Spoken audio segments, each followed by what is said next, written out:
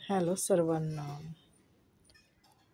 आपण आपल्या घरामध्ये राहत असताना घरामध्ये सतत भांडणं आणि काही होत असतं. प्रत्येकाच्या घरात आहे काही ना काही, हो की नाही? आणि एखाद्या व्यक्तीशी आपलं सतत भांडण होतं, सतत. म्हणजे समोरची व्यक्ती जर कुठली गोष्ट समजून घेण्याच्या मनस्थितीत नाही, त्याची मानसिकता एकदम बिघडलेली आहे, त्याला आपण काय चांगलं बोलतोय काय वाईट बोलतोय ह्याचं जर भानच नाही, समजून घ्यायची कलाच नाही, ऐकण्याची जर इच्छाच नाही आहे, तर अशा व्यक्तीला कधीच काही सांगायचं नाही. मग त्याचं नुकसान हो, त्याचा फायदा हो, त्याचं काही होऊ द्या, पण काहीच बोलायचं नाही. कारण आपण बोलतो बोलतो बोलतो पहिल्यांदा आपण त्याला सांगतो, अरे असं चुकलं आहे तुझं, तसं चुकलेलं आहे. पहिल्यांदा आपण चांगल्या शब्दात सांगतो, नंतर आपण भांडणं करून ओरडून म्हणजे जास्त जोराने बोलून सांगतो. तरी ती व्यक्ती ऐकत नाही, सुधरत नाही, किंवा ती आपल्या कानावर कुठली गोष्ट घेत नाही. ती तिच्याच मार्गाने चाललेली आहे आणि तिचा मार्ग चुकीचा आहे हे आपल्याला कळतंय, आपल्याला दिसतंय की ही गोष्ट पुढं जाऊन फार वाईट घडणार आहे, ह्या गोष्टीचा वाईट परिणाम होणार आहे. आपण तिला सतत सतत सतत काही ना काही कारणाने आपण तिला सांगत असतो, परंतु ती व्यक्ती ते सर्व सोडून ती विरुद्ध दिशेला चाललेली असते. म्हणतात ना की खाचखळग्याचा मार्ग तिने अवलंबलेला असतो आणि तिथं तिचे पाय रक्तबंबाळ झाल्याशिवाय राहणार नाही हे आपल्याला माहिती.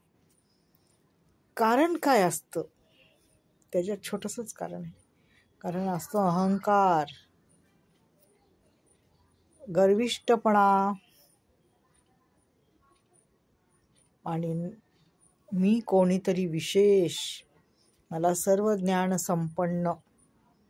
ह्या 3 गोष्टी, माणसाचा अहंकार, घमेंड आणि मला सर्व काही गोष्टी समजतात, माझ्यासारख्या शहाणं कोणीच नाही आहे, ह्या 3 मोठ्या गोष्टी माणसाच्या आयुष्यात. आणि दुसऱ्याचं ऐकून न घेणं म्हणजे नम्रता. नम्रताने जर कोणी कुठली गोष्ट ऐकली आणि बाबा ही व्यक्ती सतत आपल्याला सांगते, हिचा काय फायदा आहे बरं माझ्याकडून? तिचा काहीच फायदा नाही. एखादी व्यक्ती ना चांगलं सांगत असते ना, तिला त्याच्याकडून काय फायदा नसतो. फक्त तिला एवढंच वाटत असते की चला ह्या व्यक्तीचं पुढं जाऊन चांगलं व्हावं, ह्याला काहीतरी त्याच्या आयुष्यामध्ये सुख शांती यावी आणि त्याचं कल्याण व्हावं, एवढंच असतं. बाकी काही मतलब नसतो त्याचा. बघा ना तुम्ही, कुठली पण व्यक्ती चांगलं सांगणारी व्यक्ती ना, तिला नेहमी 2 शिव्याचा लाभच भेटतो, हो की नाही? तुमच्या पण आयुष्यात घडलं असेल ना असं. तुम्ही एखाद्याला चांगला मार्ग सांगताय, परंतु ती व्यक्ती तुम्हालाच घाणेरडं बोलते, हो की नाही? आणि असंच आहे बघा हल्लीच्या काळामध्ये.